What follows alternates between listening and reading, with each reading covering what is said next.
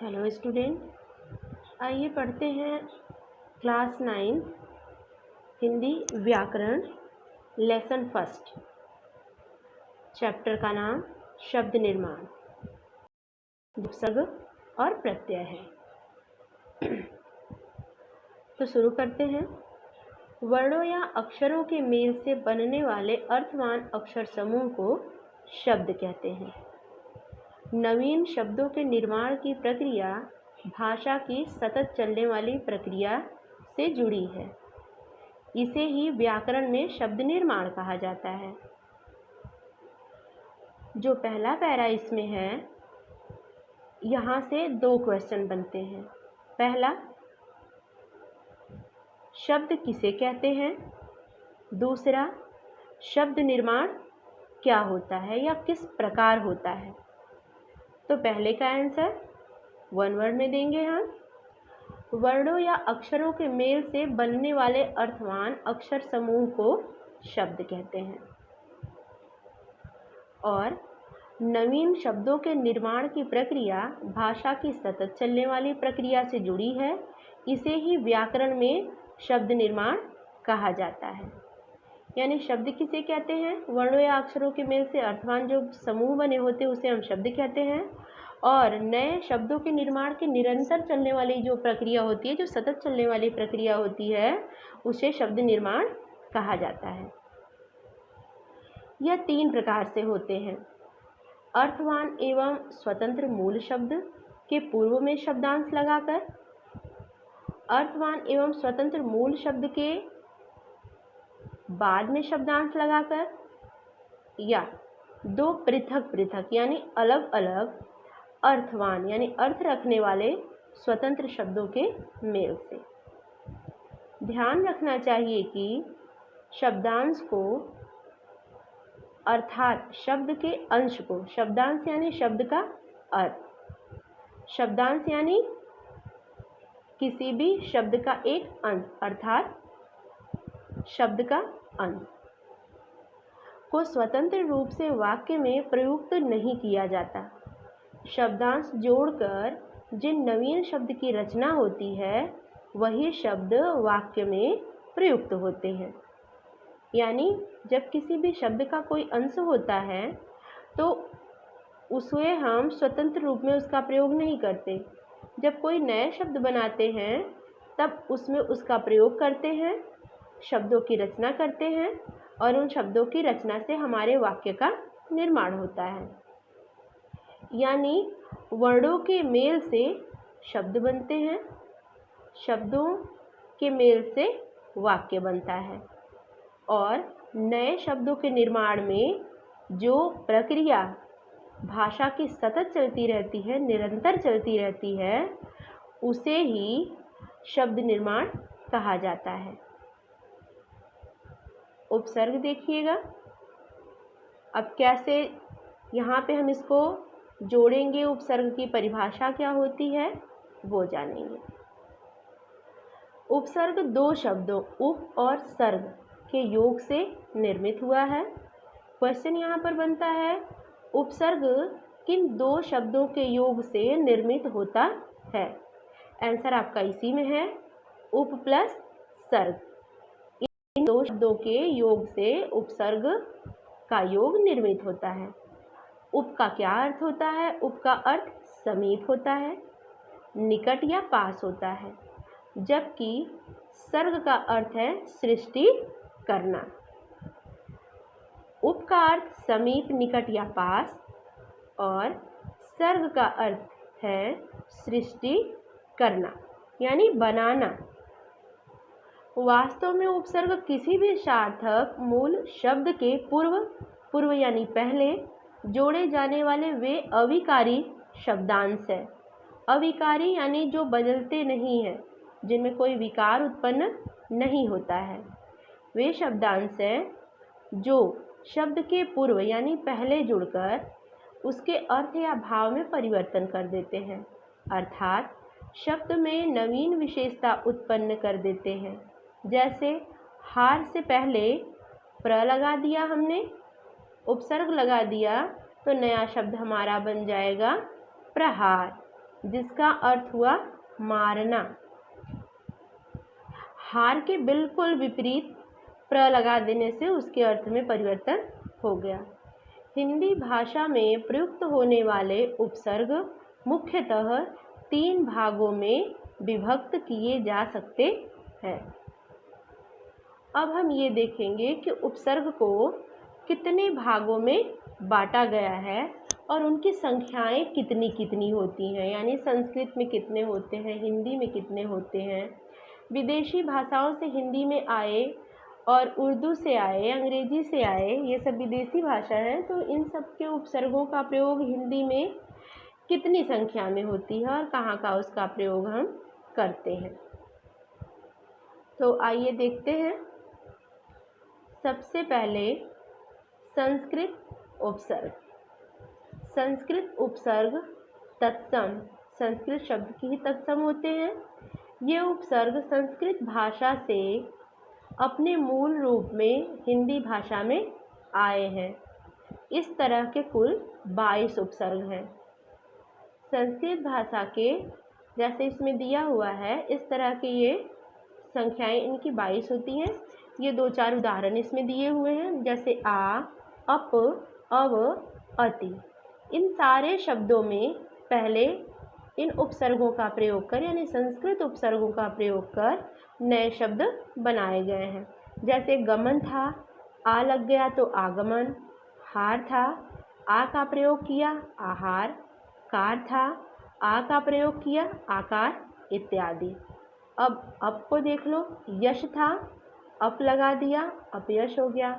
मान में अप जोड़ा, अपमान हो गया। वाद में अप जोड़ा, अपवाद हो गया। तार में अव जोड़ा, अवतार हो गया। गुण में अव जोड़ा, अवगुण हो गया। शेष में अव जोड़ा, अवशेष हो गया। क्रमण में अति जोड़ा, अतिक्रमण हो गया। अंत में जोड़ा, अत्यंत हो गया। चार में जोड़ा, अत्याचार हो गया, इत्यादि। ये कुछ उदाहरण दिए गए हैं, जबकि इनकी कुल संख्या 22 होती है। ये थे संस्कृत के उपसर्ग। 22 उपसर्गों में ये भी आता है, जैसा कि 4-5 वहाँ हमने उदाहरण देखे थे। उसके बाद में अब यहाँ देखते हैं इसको। अधि, अनु, अभि, अप, उत, उद, दुर, दुस, निर, निस, नि, परा, परि, प्रि, प्रति, वि। ये सारे जो हैं वो संस्कृत के उपसर्ग माने जाते हैं। इनकी संख्या 22 होती है। अब हम हिंदी के उपसर्ग देख लेते हैं। हिंदी के उपसर्गों की संख्या 12 होती है। संस्कृत उपसर्गों की संख्या 22 होती है, जिसे हम तत्सम भी कहते हैं। संस्कृत के शब्दों को तत्सम शब्द भी कहते हैं। और संस्कृत के शब्दों के कुछ बदले और परिवर्तन हुए रूप को हम तद्भव कहते हैं। हिंदी के उपसर्गों की संख्या 12 होती है, जबकि संस्कृत के उपसर्गों की संख्या 22 होती है।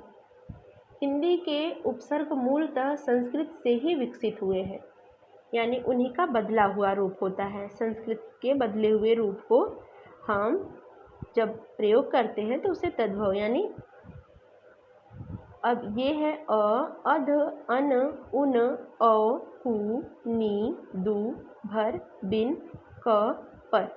इन सारे शब्दों का हम किसी भी शब्द के आगे लगा करके उनके अर्थ में परिवर्तन करते हैं, वही होता है उपसर्ग। उप का यानी आगे जुड़ करके उसके अर्थ में परिवर्तन कर देना। अब हम आगत यानी विदेशी भाषाओं से आए हुए उपसर्गों को देखेंगे। इसे हम आगत भी कहते हैं, क्योंकि ये दूसरी भाषा से आए हुए हैं, इसलिए इन्हें हम आगत कहते हैं। आगत उपसर्ग यानी विदेशी। हिंदी में विदेशी भाषाओं से आए आगत उपसर्ग मुख्यतः उर्दू एवं अंग्रेजी भाषा से विकसित हुए हैं और इनकी संख्या 16 होती है, 16। यह उर्दू उपसर्ग ब, बा, ब, बे। जैसे कायदा था, इज्जत था, वजूद था, तो उसमें बा लगा देने के बाद बाकायदा, बाइज्जत, बावजूद इत्यादि। दौलत, खूबी, बनाम, ब हटा देते हैं, नाम हो जाएगा। रहम, कसूर, ईमान। अब बे लगा देने से इसका अर्थ ही बिल्कुल विपरीत दिशा में बदल गया। तो संस्कृत के उपसर्ग 22 हो गए, हिंदी के भी उपसर्ग हमने देखा, और उर्दू के उपसर्गों की संख्या 16 होती है, और हिंदी के उपसर्गों की संख्या 12 होती है, और अंग्रेजी के उपसर्गों की संख्या 6 होती है। हमने इसे देखा, समझा और पढ़ा। आगे देखते हैं। ये उपसर्ग हो गया, ये संस्कृत उपसर्ग हो गया। उसके बाद संस्कृत के 22 जो अवशेष बचे थे वो हो गए। उसके बाद अब हमने हिंदी का उपसर्ग देखा, फिर संस्कृत का देखा, अब हम अंग्रेजी का देखते हैं। उर्दू का देखा, अब अंग्रेजी का देखते हैं, जिनकी संख्या 6 होती है। अंग्रेजी के कुल उपसर्गात्मक यानी उपसर्ग को मिलाकर बनाए गए शब्द का तथा अंग्रेजी उपसर्गों का हिंदी शब्दों के मेल का भी उदाहरण हिंदी में मिलता है। जैसे डिप्टी, ये सारे अंग्रेजी के उपसर्ग हैं। डिप्टी, सब, हेड, डबल, फुल, हाफ। अब इसका अर्थ क्या हुआ? डिप्टी यानी उप, सब यानी अवर, हेड यानी मुख्य, डबल यानी दुगना, फुल यानी पूरा, हाफ यानी आधा। अब शब्द कैसे रचना कैसे होती है? शब्द रचना इसकी जो है वो deputy commissioner, deputy collector, deputy director इत्यादि। सब जज, सब रजिस्ट्रार, सब कमेटी इत्यादि। Head master, head clerk, head mistress इत्यादि। अब दुगुना का डबल रोटी, डबल खुराक, डबल बेड। अब फुल यानी पूरा का full sweater, full shirt, full proof इत्यादि। हाफ का half shirt, half pant, half कमीज इत्यादि। अब इसमें है स्मरण रखने योग्य बातें, यानी स्मरण तथ्य क्या है। कुछ अव्यय सर्वनाम एवं संज्ञा पद भी उपसर्गवत प्रयुक्त होते हैं, जैसे अध, अतः। अब अध से अधोगति, अधपतन, अधोमुखी, और अंतः से अंतःपुर, अंतःकरण और अंतर जातीय। इसी तरह पूरा, स्वयं, महाधर्म आदि उपसर्ग बनते हैं, लगते हैं। अन्य उदाहरण स्वयं, महा और धर्म। स्वयं यानी खुद, महा यानी अच्छा, धर्म यानी अपनाया हुआ। स्वयं सेवक, स्वयं सिद्ध, स्वयंवर, महात्मा, महापंडित आदि। अपनाया हुआ में धर्मपत्नी, धर्मपुत्र, धर्मशाला आदि। अधिक उपसर्गों का प्रयोग। एकाधिक यानी एक शब्द में एक से अधिक उपसर्गों का प्रयोग। जैसे असुरक्षित है, अ भी है और सो भी है। निराकरण, निर भी है और आ भी है। ऐसे और अनेक शब्दों की रचना हम कर सकते हैं जिन शब्दों में एक से अधिक उपसर्गों का प्रयोग हुआ रहता है। आगे देखते हैं अब हम प्रत्यय। उपसर्ग क्लियर हुआ, अब हम प्रत्यय देख लेते हैं। प्रत्यय दो शब्दों से बना है, प्रति प्लस अय। जैसे उपसर्ग दो शब्दों से बना था, उसी भांति प्रत्यय भी दो शब्दों से बना है। प्रति का अर्थ है साथ में, पर बाद में।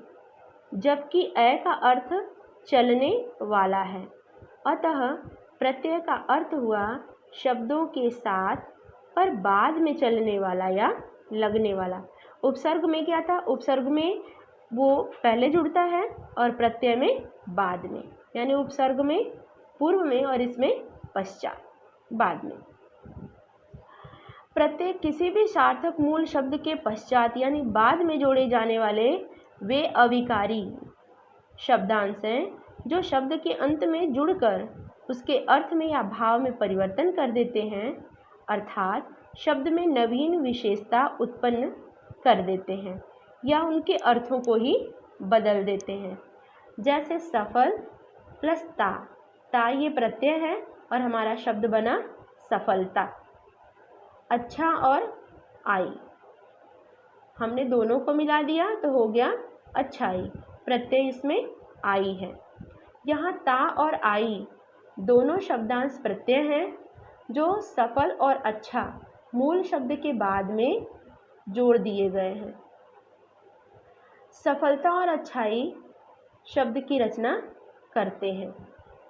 अब देखते हैं कि इनको कितने भागों में बांटा गया है। प्रत्यय मुख्यतः दो प्रकार के होते हैं, कृत प्रत्यय क्रिया या धातु प्रत्यय और तद्धित प्रत्यय गैर धातु या क्रिया प्रत्यय। धातु का मतलब होता है मूल, मूल शब्द को धातु कहते हैं। कृत प्रत्यय क्रिया का मूल, क्रिया या मूल। धातु के अंत में जो प्रत्यय जुड़कर संज्ञा अथवा विशेषण शब्दों का निर्माण करते हैं वे कृत प्रत्यय कहलाते हैं और उनके मेल से बने शब्द को कृदंत कहा जाता है। कृत प्रत्यय के मेल से बने शब्द को कृदंत कहा जाता है।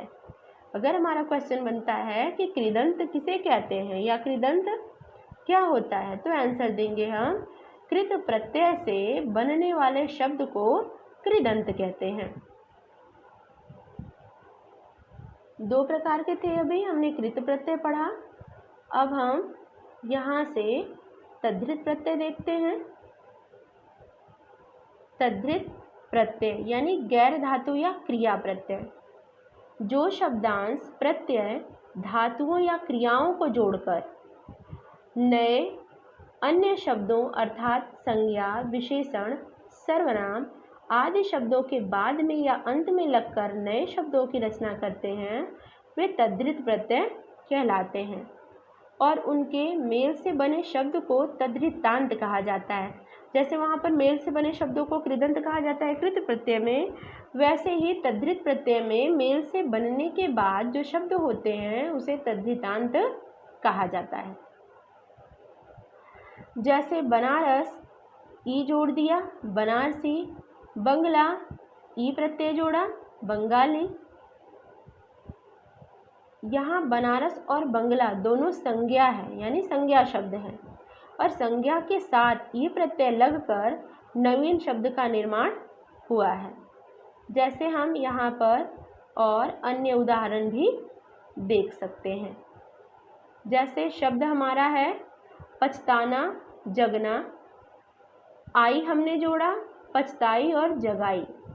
सेठ और नौकर आनी जोड़ दिया तो सेठानी और नौकरानी। पंडित और ठाकुर, इसमें हमने आइन प्रत्यय जोड़ा तो पंडिताइन और ठकुराइन। चिकना और घबरा, आहट जोड़ा चिकनाहट और घबराहट। सुंदर और बोल, सुंदरी बोली, क्योंकि हमने इसमें ई प्रत्यय जोड़ा है। ग्राम और कुल, ग्रामीण कुलीन, हमने इसमें ई प्रत्यय जोड़ा है। बिल्ला गाजर, बिलौटा कजरौटा, क्योंकि हमने इसमें औटा प्रत्यय जोड़ा है। चम और धम क, चमक धमक। विशेष या खास कर, विशेष कर या खास कर। प्रत्यय के तद्धित प्रत्यय हो गए और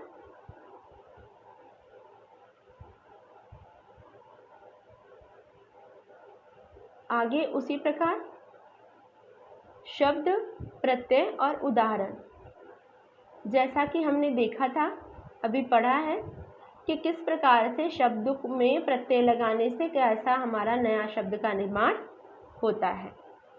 अब हम यहाँ पर स्मरणीय तथ्य देखेंगे। आ प्रत्यय कृत और तद्धित दोनों है। दोनों को ध्यान देना होगा कि यह क्रिया या धातु रूप में लगा है या संज्ञा सर्वनाम विशेषण में। जैसे भूख प्लस आ, भूखा है तो तद्धित प्रत्यय है, और यदि भूल या भटक सोच समझ प्लस आ है तो कृत प्रत्यय है। यानी जब संज्ञा में लगा है तो तद्धित है और में लगा है तो कृत है। जैसे कई प्रत्यय ऐसे भी होंगे जिन्हें कृत और तद्धित के रूप में अलग अलग करने के लिए छात्रों को ध्यान देना होगा। जैसे इन, एलू, ची, तम, व, ई। अब हमें अलग कैसे करना है? नमकीन रंगीन, इन लगा दिया, कीन रंगीन। घरेलू, अफीमची, तोपची, खंडाची। उच्चतम, श्रेष्ठतम, लाघव, गौरव, शैशव। धन प्लस ई बराबर धन। ऊ लगाना है। पेटू चालू, एल गुस्सैल, ड़ा दुखड़ा मुखड़ा बछड़ा, ई स्वर्गीय भारतीय, नीय दर्शनीय आदरणीय, ईना पसीना महीना आदि। अब यहाँ पर जो दिया हुआ है उपसर्ग और प्रत्यय का एक साथ प्रयोग। बच्चों, अभी तक हमने वहाँ पर देखा था, इसके पहले हमने पढ़ा तो उसमें उपसर्ग का यानी एक शब्द में दो उपसर्गों का प्रयोग था।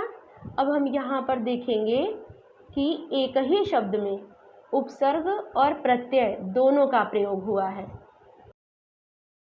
इसे पढ़ भी लीजिएगा और नोट डाउन भी कर लीजिएगा। जैसे वी प्लस ज्ञापन प्लस इत, नया शब्द हमारा बना विज्ञापित। यहाँ पर उपसर्ग वी है, मूल शब्द ज्ञापन है और इत प्रत्यय है। इसी प्रकार इसे देख लीजिएगा और समझिएगा। आशा है स्टूडेंट आपको ये चैप्टर ज़रूर समझ में आया होगा, और इससे मैंने जितने भी क्वेश्चन आपको बताए हैं, कहाँ कहाँ से इसके आंसर हम नोटेट कर सकते हैं, उसे आप लोग अपनी नोटबुक में ज़रूर लिखिएगा। धन्यवाद।